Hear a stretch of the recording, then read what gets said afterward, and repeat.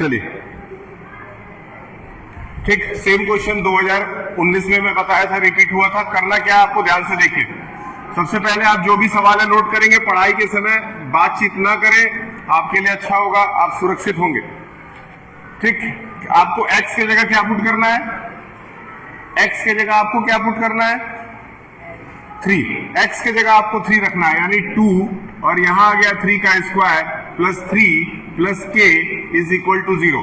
अब यहां से आप k की वैल्यू बता सकते हैं कैसे, 3 का स्क्वायर 9 टू ज़ा 18 plus 3 plus k is equal to 0। तो 18 और 3 जोड़ के कितना आ गया 21 plus k is equal to 0। और k की वैल्यू क्या कर देंगे, इधर 21 है, उधर गया तो 21, उस साइड गया तो -21। ये आ गया आपका आंसर। ये 2019 का सवाल था। ठीक, अब एक नया टाइप निकालेंगे जो कि आ चुका है बोर्ड में ही। सिर्फ बोर्ड वाले ही सवाल कराएंगे, कोई भी एक भी ऐसा क्वेश्चन यहाँ पे नहीं किया जाएगा जो कि बोर्ड में ना आया हो। आपके सामने है 2023 का एक सवाल यूपी बोर्ड से, 2023 यूपी बोर्ड से, मतलब ये लगभग 2 साल पुराना सवाल है। उम्मीद करते हैं कि आप सब करेंगे इसको नोट डाउन कर लीजिए प्रॉपरली प्लीज। जो भी पढ़ाया जाता है उसको नोट जरूर कीजिए।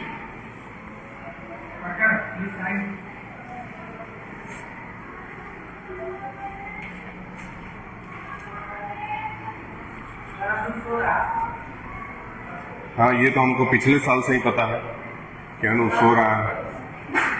कोई बात नहीं, सो रहा है, घर जाके वो ऑनलाइन पढ़ लेता है। बस यहाँ किसी दिन सवाल पूछा जाएगा तो बताना पड़ेगा।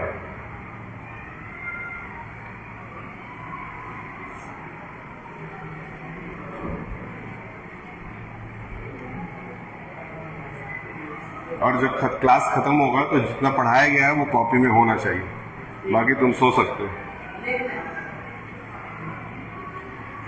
जैसे ही क्लास खत्म होगा कॉपी चेक होगी, सबकी कॉपी में वो लिखा हुआ होना चाहिए।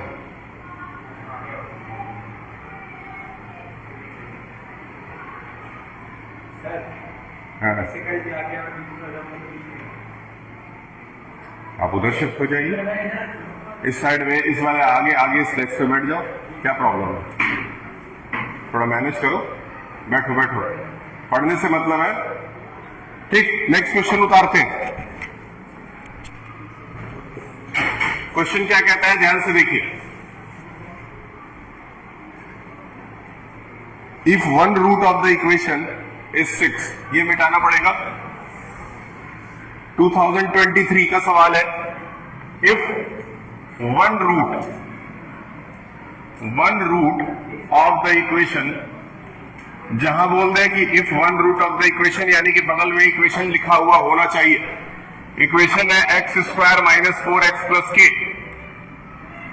इज इक्वल टू 0 इज 6, यानी कि इक्वेशन ऑफ रूट का इक्वेशन आपको दे दिया, सॉरी, इक्वेशन का रूट दे दिया 6 और आपको निकालना है find the value of k। Same question, answer बताइए। Find the value of k, find the value of k, बताइए कितना आएगा।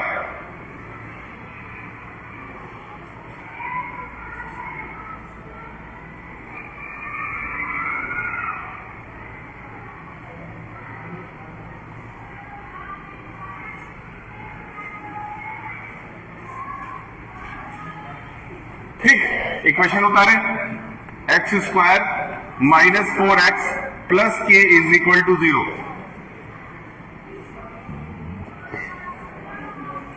अब हमको x की जगह क्या पुट करना है, x की जगह जो नंबर पुट होगा वो कौन सा नंबर है, 6। तो 6 का square minus 4 into 6 plus k is equal to 0। 6 4 जा 24 plus k is equal to 0। अब यहां से k की वैल्यू बताइए।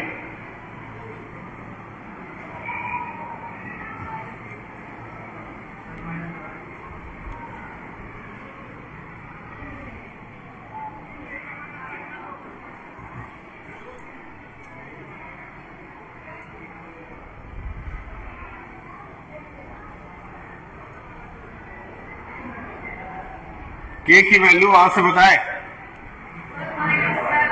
माइनस, ठीक, 12 प्लस के इज इक्वल टू 0 होगा, तो यहां से के की वैल्यू क्या आ गई, क्लियर है बिल्कुल, ठीक। इस टाइप का क्वेश्चन बोर्ड में आएगा तो कर लीजिएगा, 2 से 3 नंबर आपके हाथ में। आगे बढ़ते हैं,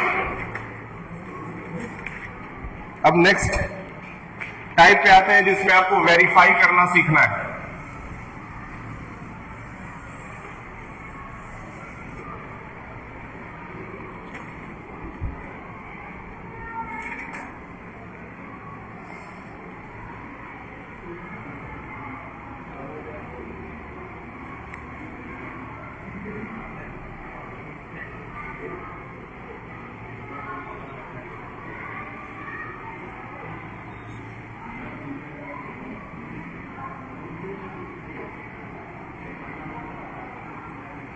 ठीक, अब देखिए नेक्स्ट टाइप, क्वेश्चन नंबर 22 है, लिखिए पॉलिनोमियल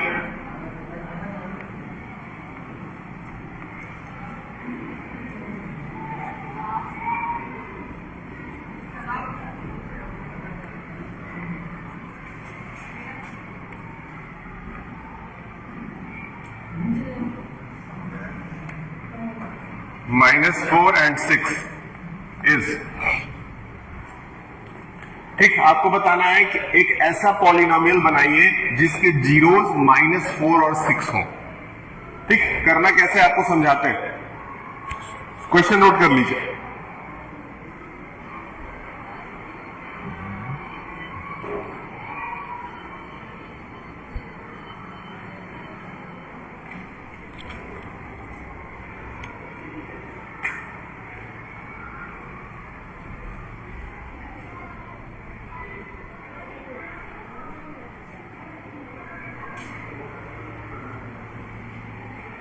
ठीक, चलिए देखिए, सबसे पहले तो जो पहला जीरो है उसको हम लोग अल्फा मानेंगे, अल्फा इज इक्वल टू -4, और दूसरा जो जीरो है उसको हम लोग बीटा मानेंगे, बीटा इज इक्वल टू 6। तो पहले तो ये ध्यान रहे कि पहला जीरो अल्फा बन जाएगा और दूसरा जीरो बीटा बन जाएगा, ये ध्यान में रखें, अल्फा और बीटा ही बनेगा, कोई दूसरा डिजिट या कोई दूसरा नंबर इसके जगह यूज आप ना करें।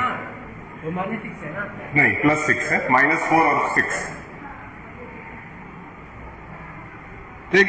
तो अल्फा और बीटा मान लेने के बाद क्या करना है, ध्यान से देखिए, आपको पॉलिनोमियल का एक इक्वेशन बनाना है, पॉलिनोमियल डाल करके आपको लिखना है x² plus alpha plus beta बाहर x, ध्यान में रखिएगा क्या लिखना है, x² plus alpha plus beta बाहर x, ठीक है। फिर आप लिख सकते हैं माइनस अल्फा बीटा, प्लस और माइनस का साइन एक्सचेंज भी हो सकता है, यानी कि माइनस यहां से यहां भी लग सकता है और ये प्लस यहां भी जा सकता है, इसमें कोई गलती नहीं होगी।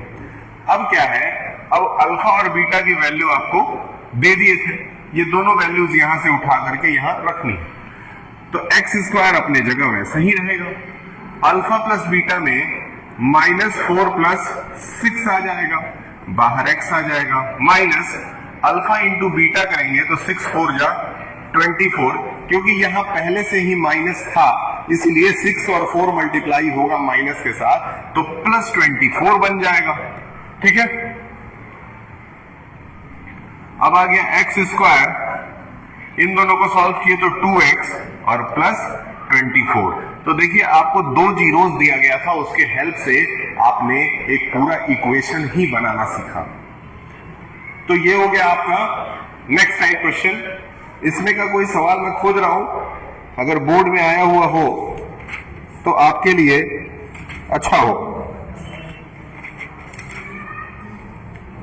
2020 में एक सवाल आया है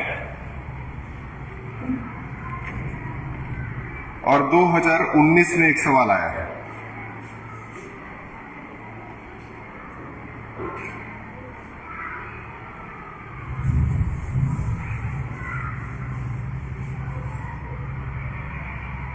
ठीक है, ऊपर से इरेज करते हैं, एक बार फिर से इसका रिवीजन करा दें आप लोगों को सवाल का। ठीक, किया क्या गया, 2 जीरोस दिए हुए थे, एक को क्या माना गया और दूसरे को क्या माना गया, अल्फा बीटा मानने के बाद जो सबसे इंपॉर्टेंट लाइन है वो यही है,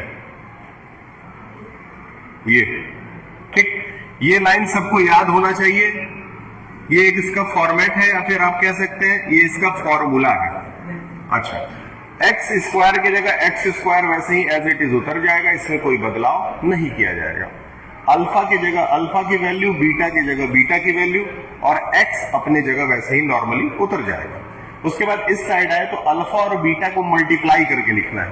तो अल्फा और बीटा अगर मल्टीप्लाई होगा मतलब ये दोनों नंबर मल्टीप्लाई होंगे तो कितना आएगा, -24। और यहां क्योंकि पहले से ही माइनस लगा हुआ है तो माइनस और माइनस मिलकर के क्या बन गया, प्लस। अब इसको जोड़ दिए, -4 + 6 किए तो +2 आ गया। इधर से 24 ले लिए, इधर से x ले लिए, ये आपका आंसर हो गया। मतलब ये कि इस दो जीरोस के हेल्प से आप इक्वेशन बना सकते हैं। और अब सीखेंगे जस्ट उल्टा। उल्टा मतलब कि इक्वेशन के हेल्प से ये दो जीरोस कैसे निकाला जा सकता है।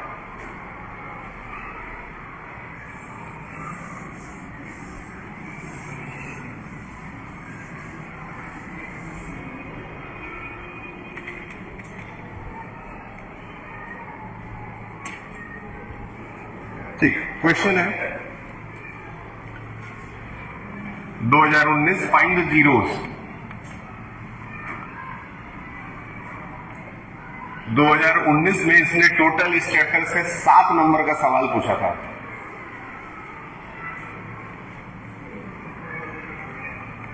सवाल है 6x² -7x -3। अब इसको ब्रेक करना सीखना है। तो ब्रेक करना सीखने के लिए मैं देखा एक दिन पढ़ाने आया तो सूर्या जी भी आप लोगों को ब्रेक करना इसको सिखा के गए थे। हो सकता है कि आपको समझ में आ गया हो, नहीं आया हो तो कोई बात नहीं, देखिए कैसे किया जाता है। सबसे पहला काम क्या करते हैं, x² के साथ जो नंबर है उसको पीछे वाले नंबर से मल्टीप्लाई कर देते हैं। कितना आएगा बताइए, 18 आएगा। लिख दीजिए यहाँ पे किनारे। 18 लिखने के बाद 18 का प्राइम फैक्टराइजेशन कर देते हैं, यानी ब्रेक कर देते हैं। 2 से 9, 3 से 3 और 3 से 1 आएगा। अब बहुत ध्यान से सुनिए, यहां पे आपको 3 चीजें मिली, 2 3 3। इन 2 3 3 का यूज करके आपको 7 लाना है। तो बताइए क्या करें।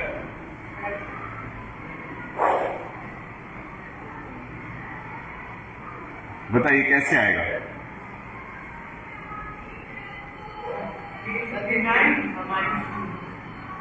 9 - 2। Very good. 9 - 2 किया जाएगा क्योंकि देखिए 3 3 9 और ये जो है आपका 2 है। अगर 9 में से 2 को घटा दिया जाए तो कितना आ जाता है, यही लाना है। अब इसको लिखने का तरीका समझिए क्या होगा। 6x² जैसे है वैसे माइनस का साइन जहां है वहीं लिखा जाएगा, ब्रैकेट बनाया जाएगा। ब्रैकेट में आपने क्या किया है, 7 की जगह 9 - 2, यानी कि यहां आप लिखेंगे 9 - 2 और बाहर क्या है, x है। बाहर जो x है वो x अपने ही जगह उतर जाएगा। ठीक, उसके बाद है आपका -3, जैसे है वैसे ही उतार दिया जाएगा। अब क्या करेंगे, अब आप लिखेंगे 6x² और अब ब्रैकेट को तोड़ने का समय है। ब्रैकेट जब टूटता है तो क्योंकि ब्रैकेट के बाहर क्या है, माइनस है, तो अंदर वाला साइन चेंज हो जाता है, यानी कि -9 और ये x तो 9 के साथ आ ही जाएगा और यहां माइनस था तो अब क्या बन जाएगा, और साथ में 2 के साथ x, यानी कि x जो दोनों के लिए था वो दोनों के साथ इसमें लगा देना जरूरी है। नींद आ रहा है, इस पीरियड में नींद आता है और ये कोई अचंभे वाली बात नहीं है, किसी को भी नींद आ सकता है। लेकिन क्योंकि इस पीरियड में आपका क्लास भी मैथ्स का है तो सबसे इंपॉर्टेंट है, तो 2 रोटी थोड़ा कम खाइए, एक्टिव रहिए। अब यहां से बताएं क्या कॉमन आएगा। अभिनंदन, अभिमन्यु, क्या नाम है, अभिनंदन, ये बताएं इसमें कॉमन क्या आएगा।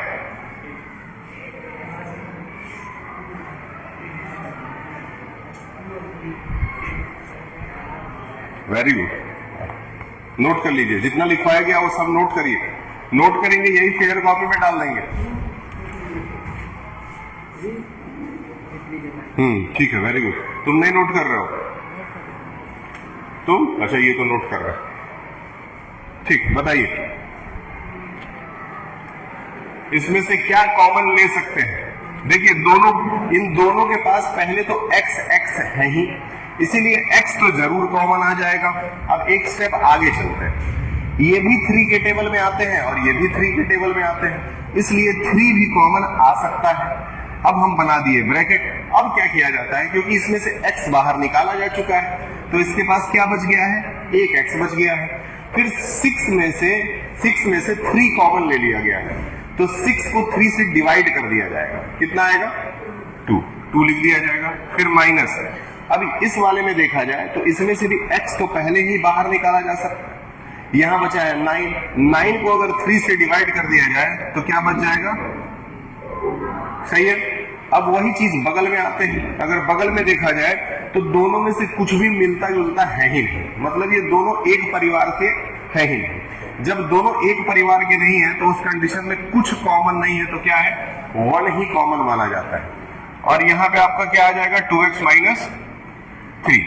अब अगर ये ब्रैकेट का नंबर और ये ब्रैकेट का नंबर सेम आ जाता है तो समझ जाइए कि आपका सवाल पूरी तरह से सही है। तो दोनों सेम आया है, सही है।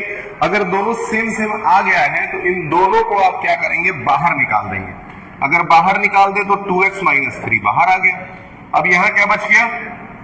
3x, और इसके पास क्या बच गया? मतलब कि आपको इसको और इसको एक साथ लिख देना है, ठीक है। और जो कॉमन आया है उसको बाहर निकाल देना है।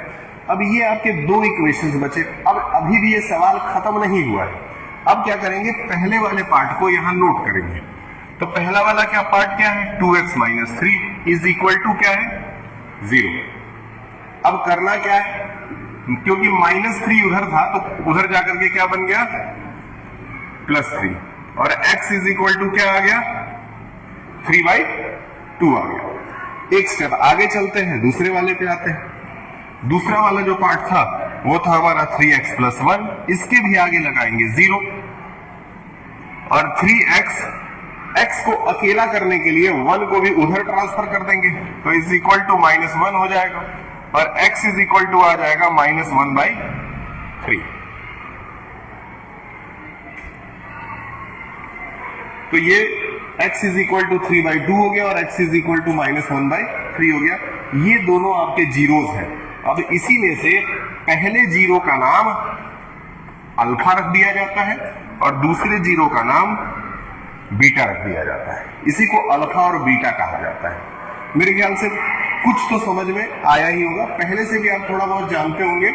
अब जो लोग नहीं इसको नोट किए हैं, अनूप जी उठ जाइए और नोट कर लीजिए। सो गए क्या? ये उठिए, नोट कर लीजिए।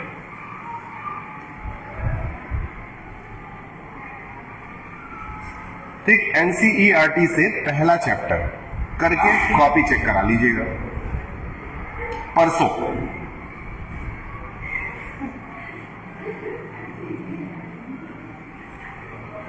समझ में आया आपको? ठीक, आपको समझ में आ रहा है? आपको ये याद रखना। हाँ, नहीं लगाएंगे? आइए आइए, जिसको भी क्वेश्चन लगाने का मन है वो आ सकता है। ठीक, यहां पे इस लेक्चर को रोक देते हैं।